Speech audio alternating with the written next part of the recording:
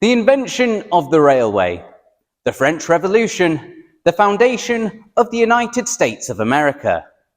All of these historical events are younger than the theatre we're visiting today. This is the oldest continually operating theatre in the English-speaking world, opening on the 30th of May, 1766.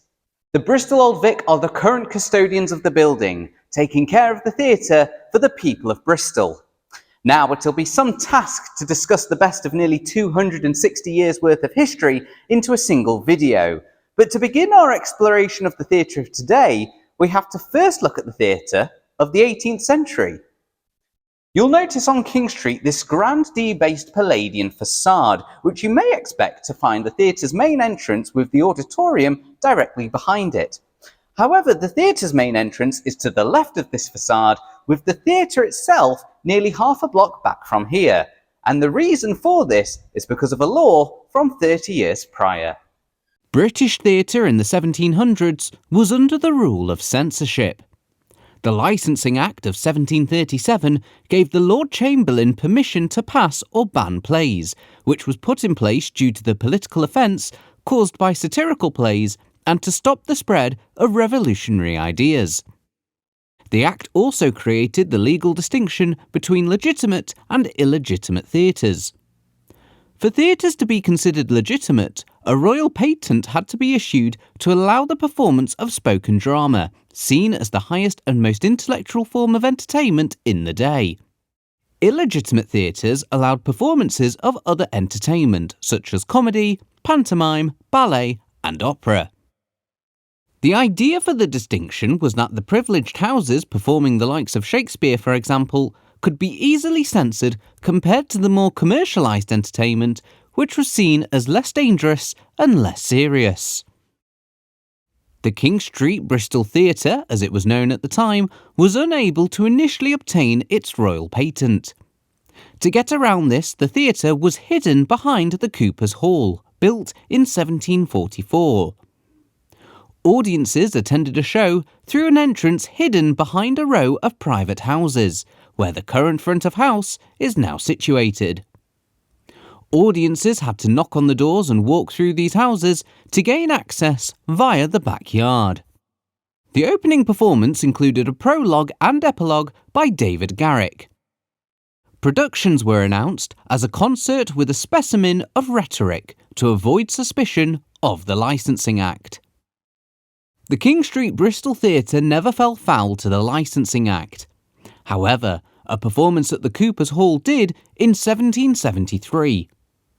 A rival theatre company was set up at the Cooper's Hall, and as each other's ventures were illegal, a stalemate ensued, as either couldn't report the others to the authorities.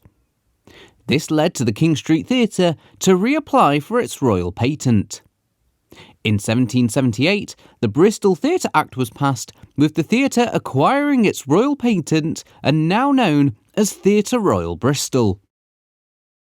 The theatre was constructed with thanks to the first 50 shareholders, who each donated £50, which is the equivalent of over £7,500 in 2025. As a thanks for their contribution, 50 silver tokens were minted, which allowed the proprietor of the token the site of every performance to be exhibited in this house. Around 20 of these tokens survive today, with one selling at auction in 2023 for over £9,000. The tokens would still be valid today for any in-house productions. With such an historic building, it comes as no surprise that there have been a number of ghost sightings.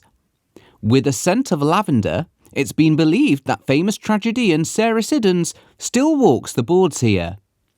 Siddons was one of the first influential actresses to portray Hamlet, cross-dressing for the role 9 times in 30 years.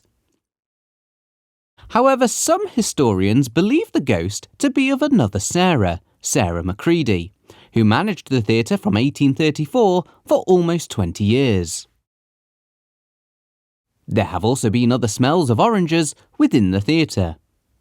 It was later discovered in 2012 that this smell was from rotting oranges found from the adjoining fruit and veg shop. Not only were they eaten as snacks, Fruit would also have been used as the occasional projectile for audiences' disapproval, an act which thankfully no longer exists today. The Orange and Lavender Legacy continues as the name of just two of the many membership options at Bristol Old Vic. The theatre underwent a number of refurbishments in the 1800s, which included the rebuilding of the auditorium with a new sloping ceiling and gallery. And you'll still be able to view the original 18th century seats, which are preserved in the gallery. By the late 19th century and into the early 20th century, however, the theatre was starting to struggle. Despite the refurbishments, failure to invest in the century-old building was starting to show. The changing landscape of popular entertainment and legal battles between proprietors and managers left the future of the theatre in question, leading to the lease owners putting the building up for sale in 1942. The following year, there were even plans from the new buyers to turn the building into a banana ripening warehouse. The public saw this as a potential colossal loss, and a new trust was formed to save the theatre. The building was leased from this trust to the Council for the Encouragement of Music and the Arts, CEMA. By 1946, CEMA's successor, the Arts Council, created the first ever subsidised regional theatre company.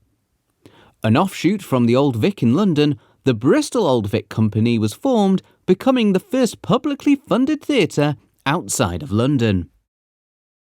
Their first production was the Beau Stratagem on the 19th of February 1946. The Bristol Old Vic Theatre School was opened 8 months later. In 1954, Bristol Old Vic premiered the Julian Slade musical Salad Days, which transferred to London's West End, becoming the longest-running musical in London at that time, cementing its legacy as one of the leading production houses of the country, regarded as the national theatre of the southwest of England. By 1963, the Arts Council role was taken over by the City Council, and the London Old Vic disbanded its Bristol company. The Bristol Old Vic was now fully independent. Its reputation flourished throughout the 20th and into the 21st century. A major refurbishment in 2012 resulted in a redevelopment of the Georgian Auditorium, rehearsal spaces and back offices. 2018 saw Bristol Old Vic transform with one of the biggest redevelopments in its history. A brand new entrance, foyer and front of house area opened the space, including the removal of all barriers, physical and otherwise, for theatre access for everyone. This has also enhanced trading operations with improved catering facilities and event hire spaces. The cafe bar is open Monday to Saturdays from 10 a.m. They sell a wide variety of food and hot and cold drinks, including local ciders. The Cider City Festival is celebrated yearly in the city, with Bristol being declared Cider Capital of the World in 2025. For our price comparison, and correct at the time of recording, ice creams are provided by Marshfield Farm and cost £4. Ticket prices vary on productions, but usually start from £11 to £15. As well as the new open concession rates, the Bristol Old Vic provides pay-what-you-choose pricing for the majority of its programme. And as well as open concession and standard rates, the pay-it-forward rate subsidises 2 concession rate tickets, helping more people to experience the delight of watching live theatre.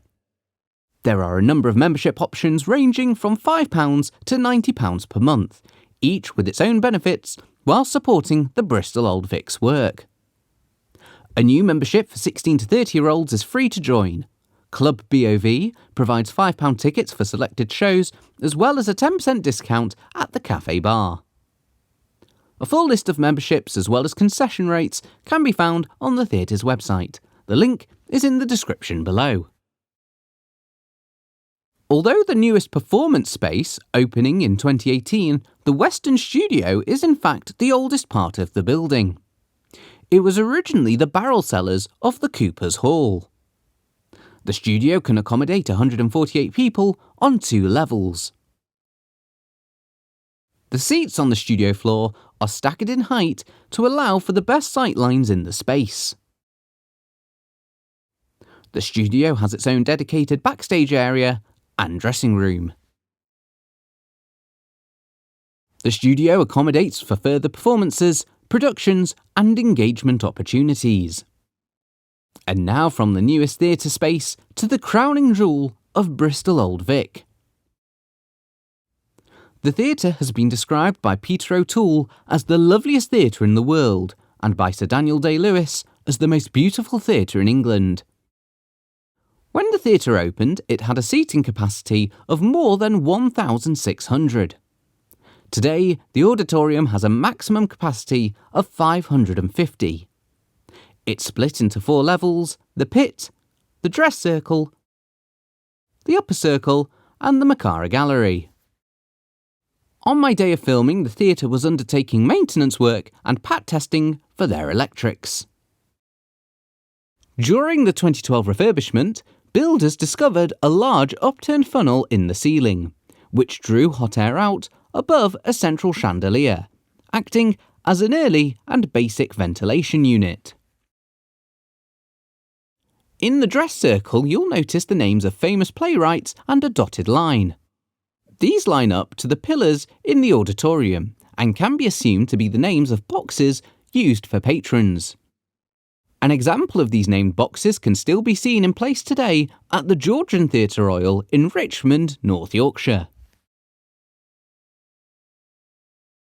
Around the Bristol Auditorium there are names and facts written on the walls.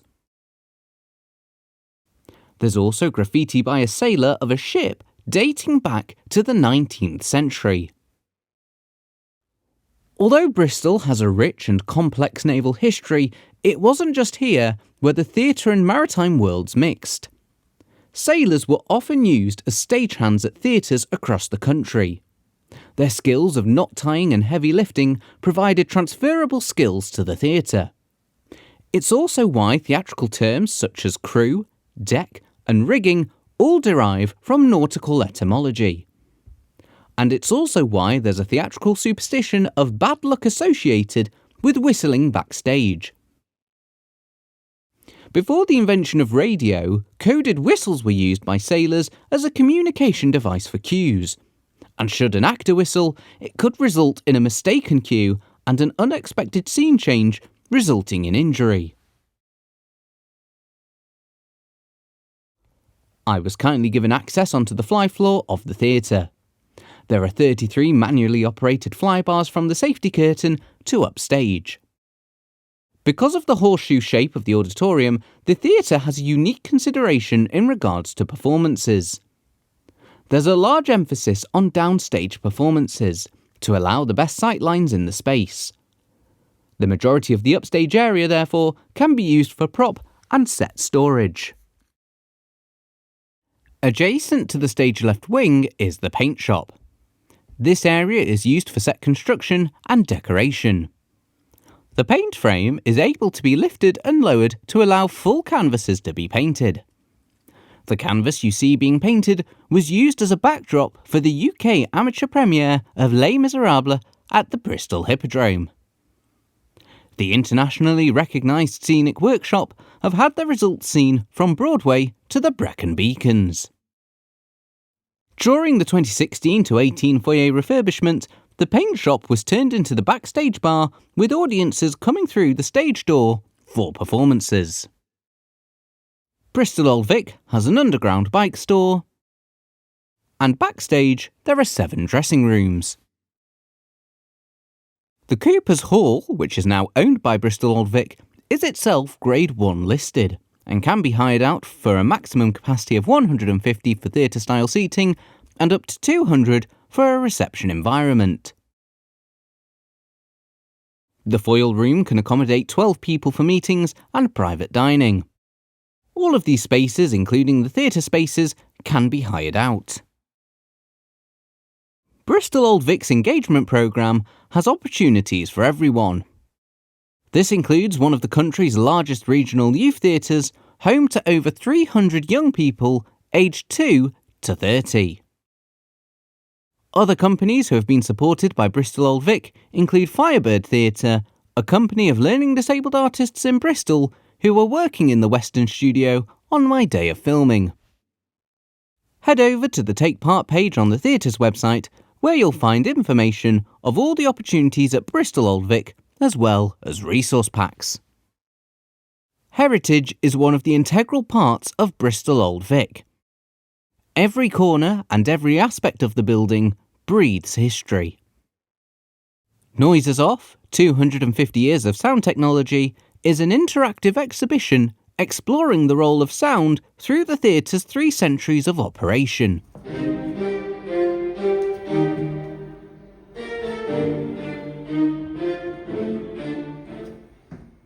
This also includes rain and wind machines.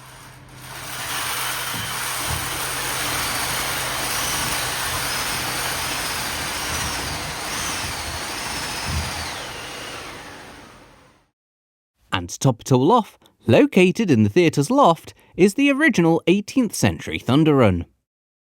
A contraption of sloped wooden troughs with spherical iron weights rolling down it would emulate the sound of thunder in the auditorium. It was last used in the theatre's 250th anniversary celebrations in a production of Othello in 2016. Prior to this, its last recorded use was 1942. Bristol Old Vic provides weekly theatre tours and monthly Thunder Run experiences.